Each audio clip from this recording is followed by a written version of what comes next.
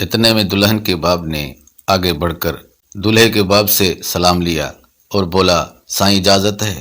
دولہا کے باپ نے گرم جوشی سے ہاتھ ملا کر کہا، بسم اللہ کرو۔ میری سمجھ میں کچھ نہ آیا کہ یہ کس قسم کی تیاری کی باتیں ہو رہی ہیں۔ ابھی میں یہ سوچ ہی رہا تھا کہ اچانک دلہن والوں نے اپنے ہاتھ سیدھے کر لیے۔ میں چونک اٹھا۔ سب کے ہاتھوں میں گیلی مٹی کے بڑے بڑے ڈھیلے پکڑے ہوئے تھے۔ پھر ہمارے باراتیوں کی طرف سے بھی ایک نعرے کی آواز آئی۔ میں نے مڑ کر دیکھا، ایک باراتی نے خالی بیل گاڑی پر سے چادر ہٹا دی تھی۔ نیچے گندھی ہوئی مٹی کا ڈھیر پڑا تھا۔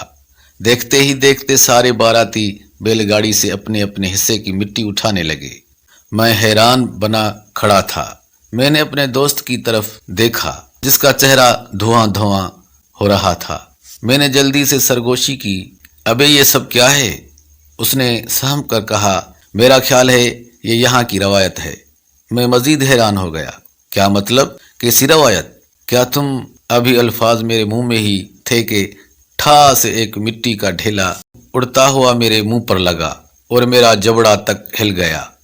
اس سے پہلے کہ میں سنبھلتا، یکدم ہر طرف سے ڈھیلوں کی بارش ہونے لگی۔ لوگ خوشی سے نعرے لگا رہے تھے۔ 3 منٹ سے بھی کم وقت میں میرا منہ اور سر مٹی میں بھر گیا۔ اسی مٹی کی بمباری کے دوران میں نے دولہا کی طرف دیکھا جو ہاتھ میں پکڑے رومال سے اپنے منہ پر تابڑ توڑ پڑنے والی مٹی صاف کر رہا تھا۔ کم وقت ساتھ ساتھ مسکرا بھی رہا تھا۔ یہ فرینڈلی فائرنگ 5 منٹ تک جاری رہی۔ پھر اچانک دلہن کا باپ بلند آواز سے بولا، بس بھائی بس۔ سب ایک دوسرے کی طرف دیکھ کر خوش ہو رہے تھے۔ میں نے دانت پیس کر اپنے دوست کی طرف دیکھا۔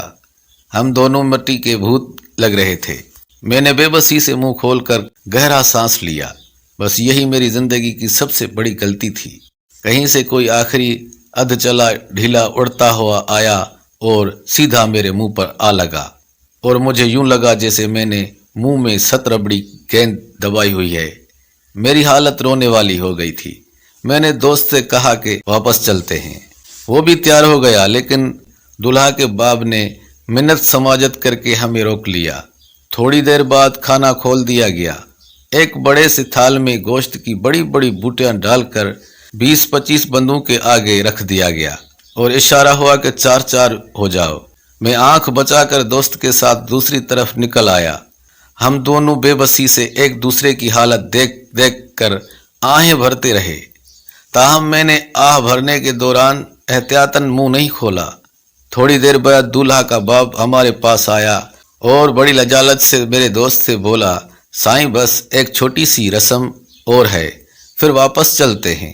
میں چونکا، کیسی رسم؟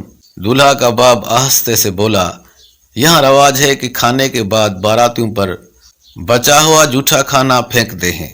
یہ ہولناک بات سنتے ہی میری اور میرے دوست کی چیخ نکل گئی۔ ہم دونوں نے اگلی بات سننے سے پہلے ہی گاڑی کا دروازہ کھول کر اندر چھلانگ لگائی اور گاڑی بھگا دی۔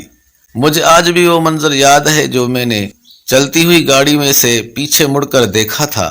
150-200 بندوں کا ایک گول ہاتھ میں پتیلے اٹھائے ہماری جاتی ہوئی گاڑی کو حسرت بھری نظروں سے دیکھ رہا تھا۔ دیکھنے اور سننے کا بہت بہت شکریہ۔ اللہ حافظ۔